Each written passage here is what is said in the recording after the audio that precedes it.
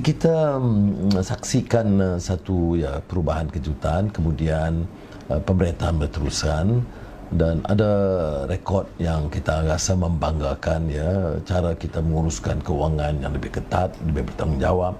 Kita mewarisi satu sistem kewangan yang lemah kerana hutang bertambah dan terlalu banyak skandal kewangan, bukan saja YMDB tapi yang melibatkan Felda yang diasaskan oleh Tun Abdul Razak almarhum, dan kemudian menjadi suatu beban kepada ratusan ribu peneroka.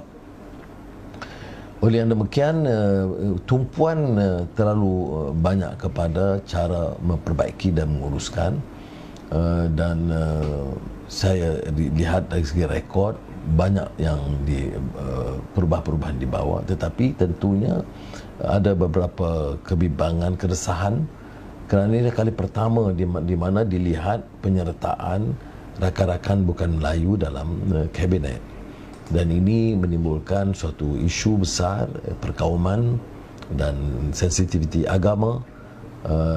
Dan saya tidak boleh nafikan bahawa ada juga beberapa kekurangan di pihak kita kerana kadang-kadang kurang sensitif dalam beberapa kenyataan kita. Keduanya, beberapa program kepedulian rakyat itu tidak dilakukan secara lebih agresif, terlalu banyak pertimbangan dan sebagainya, dan oleh itu ini dijadikan satu bahan kempen keras untuk menyergah kerajaan Pakatan Harapan. Tapi untuk menyatakan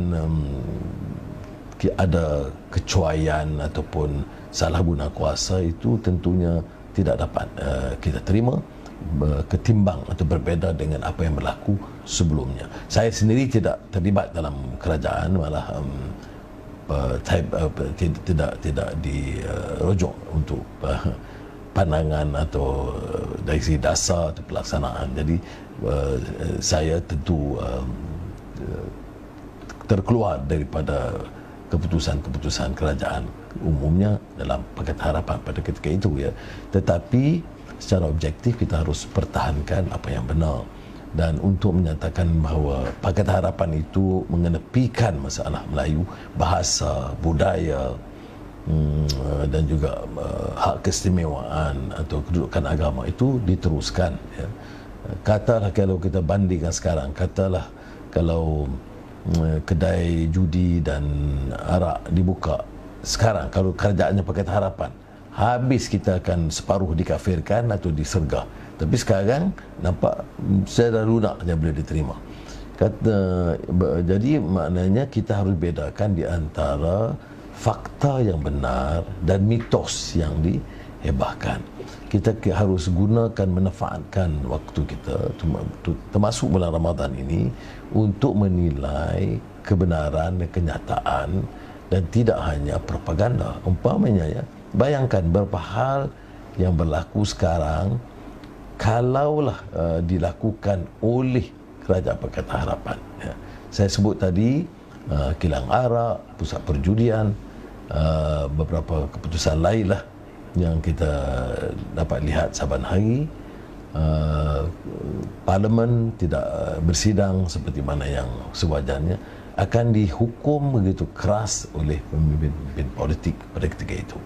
Tetapi ini oleh kerana dilakukan oleh Perikatan Nasional dan oleh parti-parti yang parti Melayu lah, maknanya hal-hal yang dianggap curang dulu dimaafkan. Sebab itu dalam Facebook Live ini berulang kali saya tekankan di antara keperluan kita mempertahankan prinsip dan membedakan faham perkauman dengan faham keadilan dan kemanusiaan, terutama yang diterapkan dalam Islam.